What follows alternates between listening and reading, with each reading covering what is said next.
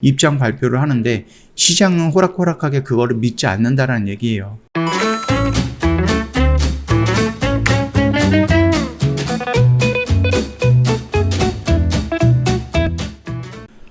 네, 안녕하세요. 허브경제TV 최호영입니다. 오늘 볼 종목은 제넥신입니다. 오늘도 지금 일단은 제넥신이 어느 정도를 주주들 Q&A 이런 시간을 가졌는지는 모르겠습니다. 일단은 회사 홈페이지라든지 이런 쪽에 공지로 좀 올려놨던 거 어저께 한번 잘 봤는데요. 그런 게 나옴에도 불구하고 반등이 이런 게 없었어요. 그러니까 시장은 아직까지는 좀 부정적인 시장 성향이 좀 있는 것 같습니다. 일단은 그 Q&A 쪽에서 좀 나왔던 얘기들이 여기에도 함축이 되어 있는 것 같습니다. 요거 일단 좀 보도록 할게요. 제넥신이 1200억 정도 규모의 전환사채 발행을 포기함에 따라서 대체할 자금 조달 방법이 현안으로 떠올랐다. 제넥신은 현재 인도네시아 정부로부터 코로나19 백신 임상 3상 임상 시험 계획서를 제출하는 등 대규모 임상을 앞두고 있고요. 어떤 시기로든 자금을 마련해야 하는 상황이거든요. 제넥신 측은 일단 회사가 갖고 있는 다른 상장 법인 지분을 매각하고요. 여기서 생긴 돈은 코로나19 임상 나설 것으로 전망이 된다라고 좀 나와 있죠.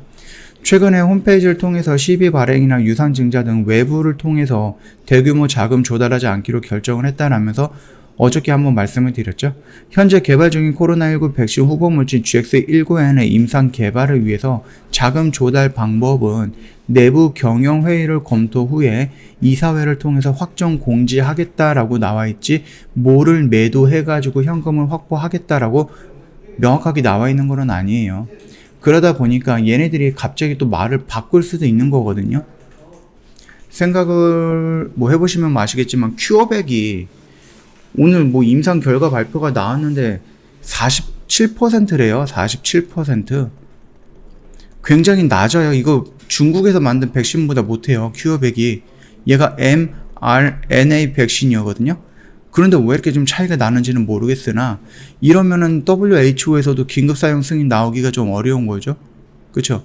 맞으면은 반반 확률도 안 되는 부분이기 때문에 그러면 제넥신이 지금 일상에서 나왔던 그 유효성을 본다라고 하면 이 정도 수준이 나올 가능성도 있다라는 겁니다. 그거를 완전히 우리가 배제할 수는 없는 거예요. 그러면은 이게 상장이 안 된다라고 하면 어떻게 돼요? 아니, 상장이 아니라 승인이 안 된다라고 하면 어떻게 됩니까? 얘네 괜히 투자한 거잖아요. 그렇죠? 그렇기 때문에 만약에 이 A상에 대한 중간 결과 발표가 나왔는데 1상 결과랑 크게 다르지 않다라고 하면은 얘네가 3상 준비를 안 할 가능성도 있는 겁니다. 그거를 전혀 의심하지 않는다라고 할 수는 없죠. 우리가 다 확인을 해보고 아니면 다 의심을 해봐야 되는 부분이고요. 하다가 놓치는 경우도 있을 거니까 그거는 꼭 한 번 정도는 이런 가능성으로 나올 수 있다라는 시나리오 꼭 작성을 해 두셔야 됩니다. 일단 제넥신이 시비 발행 중단 가능성이 거론이 되는 지난 9일 하루 동안의 시가총액이 약 12% 정도 폭락을 했고요. 주주들이 동요가 커지자 회사 측에서 발빠르게 입장 정리를 한 셈이에요. 예전에 GX19N이 임상 1상에서 갑자기 중단을 하고 2상 후보 물질을 바꾸고 나서 다시 진행을 한다라고 했을 때에도 시장이 요동이 쳤단 말이에요. 종목이 요동을 쳤어요. 그러면서 주주를 안심시키기 위해서 빠르게 대처 방안을 내놓고 그 이유에 대해서 설명을 했으나 시장이 그렇게 좋게 반응을 하지는 않았죠. 그것과 마찬가지입니다. 얘네들 제넥신 일단 뭔가를 해버리고 주주가 동의하면은 거기에 대해서 변명을 하고 입장 발표를 하는데 시장은 호락호락하게 그거를 믿지 않는다라는 얘기예요. 특히 제넥신이 유증도 하지 않겠다라고 목을 박으면서 지분 매각을 통해서 임상 자금 내부 마력 방안이 더욱 유력하게 떠올랐던 부분입니다. 일단 신약 개발 전문 기업으로 보폭을 넓히고요. 2009년 코스닥에 입성을 했습니다. 다만 상장 뒤에는 신약 개발을 못지않게 국내외 다른 바이오텍에 대한 지분 매입 등 투자도 활발하게 진행을 했는데요. 최근 들어서 차익 실현이 나오고 있는 상태죠. 중국의 IMF 지분이 5.83 중에서 0.78에 해당하는 131만 주 정도로 지난달에 처분을 했습니다. 그러면서 360억 정도를 수령한 것이 대표적인 사례겠죠. 2017년에 11월에 IMF 부분은 18.87%를 243억 원조에 매입을 했고요. 거기서 본다라고 하면 뭐 35배 이상의 차익을 남기고 판 셈이다라고 좀 긍정적으로 평가를 하고 있습니다. 남은 물량까지 다 판다라고 하면은 임상 3상으로 들어가는 자금은 확보가 된다. 그렇게 좀 보면 될 것 같아요. 일단 1분기 연결 기준 현금성 자산이 약 396억 정도인데요. 당초 12 발행 규모를 책정했던 1200억 정도에 한참 못 미치는 부분입니다. 이제 내부 조달 말고는 답이 없어요. 어차피 얘네들이 딱 말을 해놨기 때문에 외부에서 조달하지 않겠다라고 말을 했는데 이걸 뒤집지 않는 이상은 내부 자금밖에 없다라는 거고, 내부 자금이 나온다라고 하는 것은 투자했던 회사에서 회수를 한다라는 거겠죠. 제렉시는 약 2천억 정도 가량으로 추산이 되고 있는 아이멘트 자녀 지분이 미국 바이오텍 레졸루트죠. 얘네들도 나스닥 상장을 했어요. 근데 여기 있는 지분은 148억 정도고요. 툴젠 지분이 790억 정도, 그 다음에 네오이뮨텍 지분이 513억 정도로 상장사 주식을 보유하고 있습니다. 이에 더해서 비상장 주식까지 합치면은 뭐 제넥신이 투자한 회사들에 대한 지분 가치가 한 5천억 정도에 이른다. 그렇기 때문에 1200억 정도의 규모의 돈은 충분히 마련할 수 있다라고 일단 단순 계산으로 하면 그렇게 따질 수가 있다라는 거겠죠.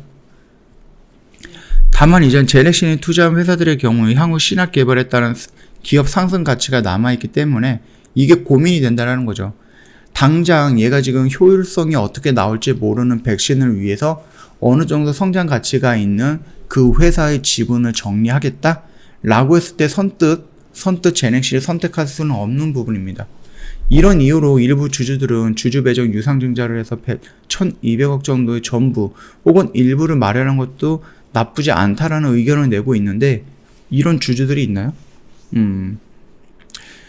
GX19N이 DNA 방식이었기 때문에 비교 임상은 불가능하다라고 좀 언급해 드렸죠. 그렇기 때문에 이게 지금 백신 개발 속도를 높이고 비용을 줄이기 위해서 비교 임상 도입을 하는데, 정작 제넥신은 그거를 혜택을 못 받는다는 겁니다. 뭐 SK 바이오사이언스 같은 경우는 노바백스랑 비교하면 되겠고, 유바이로직스도 노바백스를 비교하면 되겠고, 뭐 셀리드라든지 아니면은 뭐 진원생명과 이런 것들은 뭐 얀센이라든지 아스트라제네카라든지 이런 쪽으로 좀 비교하면 되겠죠. 아직까지 우리나라에서는 mRNA 방식이라든지 이런 게 없고 해외에서는 DNA 방식이 없기 때문에 서로 비교할 수 있는 부분이 없다라는 거거든요. 그렇게 된다라고 하면 수천 명으로 끝날 수 있는 그 임상이 수만 명으로 늘어날 수 있기 때문에 그 기간이 늘어나고 비용이 커지는 그런 부담감도 있다라는 겁니다. 일단 제넥신이 개발 중인 GX19에는 DNA 방식이어서 화이자, 모더나, 아스트라제네카, 노바백스, 얀센과는 좀 다른 플랫폼이 있거든요. 그렇기 때문에 인도네시아를 중심으로 해외에서 2만 명에서 3만 명을 대상으로 한 일반적인 임상 3상을 진행할 수밖에 없습니다. 우리나라에서 가장 먼저 진행을 했고 가장 빠르게 임상 진행을 하고 있는데 막판에 와서 얘네가 지금 꼬이기 시작한 겁니다. 일단 인도네시아 정부가 GX19N의 선구매까지 약속한 만큼 제넥신도 해외 임상 3상에 적극 드라이브를 걸 것으로 좀 보이고 있습니다. 다만 막대한 자금 투입이 불가피한 만큼 향후 회사의 재무구조 변화가 궁금하게 된 것도 사실이다라는 이슈가 나왔습니다. 이거는 뭐 전혀 새로운 내용은 아니고 제가 한 2-3일 전부터 언급해드렸던 내용들, 그 내용이 좀 정리가 되어 있는 부분이다라고 생각을 하시면 될 것 같고요. 일단은 우리가 우려하고 있는 거는 뭐예요? 얘네들이 GX19를 임상 1상에서 중단하고 GX19N으로 후보 물질을 바꿨죠. 그러면서 빠르게 해명을 했는데 그게 시장에서 반응을 안 했습니다. 그리고 1200억 시비를 하겠다라고 했다가 이것도 빠르게 해명을 했죠. 안 하겠다. 그런데 반응을 안 하고 있어요. 그리고 얘네들이 가장 중요한 건 뭐예요? 가장 중요한 건 뭐 안정성이야 어느 정도 오케이 하겠다. 그러나 유효성은 물음표가 여전히 남아 있다라는 거죠. 그래서 1상이 아니라 이 A상에서 나오는 이 유효성을 다시 한번 검토가 필요하다라는 겁니다. 근데 만약에 정말로 만약에 지금 뭐 독일 그 큐어백 같은 경우도 아까 전에는 말씀을 드렸듯이 코로나 그 결과 발표가 나왔는데 약 47%라고 합니다. 그렇게 된다라고 하면은 WHO에서도 긴급 사용 승인이 어려울 수도 있는 거거든요.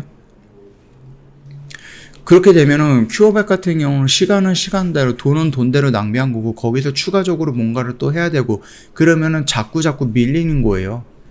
다른 회사에서는 백신이 계속 나오는데 이런 거에서 계속 밀린다라고 하면은 내가 10번째 백신이 될 수도 있다는 거거든요. 그러면 그만큼 메리트가 떨어진다는 겁니다. 이미 시중에는 10가지 약이 있는데 누가 11번째 나오는 약을 사겠어요. 그쵸? 이미 효과가 있고 수억 명이 맞았던 화이자나 모더나 이런 쪽으로 좀 들어갈 수도 있는 거고요. 그게 아니면 가격적인 부담이 있다라고 하면 가격 굉장히 싼 거 있잖아요. 아스트라제네카. 거기다가 뭐 40%, 50% 이런 것보다는 더 높게 나올 수 있는 효능이다 보면은 누가 제넥신을 사냐 이런 말이거든요. 그렇게 본다라고 하면 제넥신을 중간에 중단할 수도 있어요. 임상을. 그런 불안감이 있다라는 겁니다. 그런 불안감이. 만약에 그렇다라고 하면 빠르게 대응을 해야 된다. 물론 여기서 대응을 하셨던 분들도 있고 여기서 사갖고 조금 기다리는 분들도 있고 여기서 사가지고 그냥 어쩔 수 없이 그냥 갖고 있는 분들도 있을 거예요. 그런 분들 만약에 임상 중단을 한다라고 하면은 우리가 예전부터 몇 년 전부터 1년 전부터 갖고 있던 좀 기대를 하고 있던 그런 상승했던 이슈 우리가 보고 있었던 이슈 재료가 소멸이 됐기 때문에 빠르게 정리를 해주셔야 됩니다. 그거는 뒤도 돌아보지 말고 정리해야 됩니다.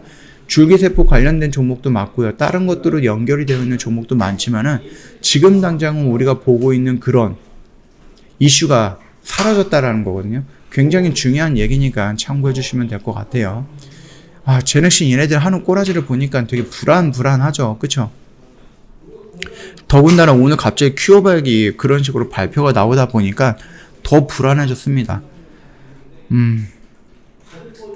그래도 우리가 제넥신 제약 바이오들을 하는 이유는 뭐예요? 꿈을 가지고 매매하는 거잖아요. 얘가 좀 성공할 것이다라는 그런 꿈을 가지고 저희가 매매를 하고 지켜보고 있는 거니까 그 점 참고해 보시면 될 것 같습니다. 저희 허브 경제TV 홈페이지 놀러 오시면은요, 이벤트 내용 확인 가능하실 거예요. VIP 회원님들을 위해서 저희가 1년에 360만원인데 120만원으로 할인을 해드리고 있습니다. 언제든지 저희한테 문의를 남겨주시면 되겠고요. 문의는 고객센터 1644-1873으로 문의를 남겨주시거나 아니면은 카톡 친구 추가해 주시면 되거든요. 카톡 친구 추가는 카카오톡 상단 메뉴에 보면은요, 친구 추가 아이디가 있어요. 친구 추가 아이콘이 있는데 클릭을 한번 해주시고 나서 아이디를 추가 버튼 눌러주시고 HBTV1004 입력을 해주시면 됩니다. 그리고 나서 친구 추가 버튼이 나오면은 클릭, 그 다음에 저희한테 인사말 남겨주시거나 아니면은 궁금한 거를 좀 남겨주시면 될 것 같아요. 그러면은 저희 바로 상담 진행이 될 겁니다. 굉장히 간단한 루트라서 딱 10초 정도만 투자하면 바로 친구 추가 가능하니까 시간 내서 한번 친구 추가해 주시면 될 것 같습니다. 자, 오늘 영상은 여기서 좀 마감하도록 하겠습니다. 영상 도움이 됐다 그러면 구독과 좋아요 한번 부탁드리겠습니다.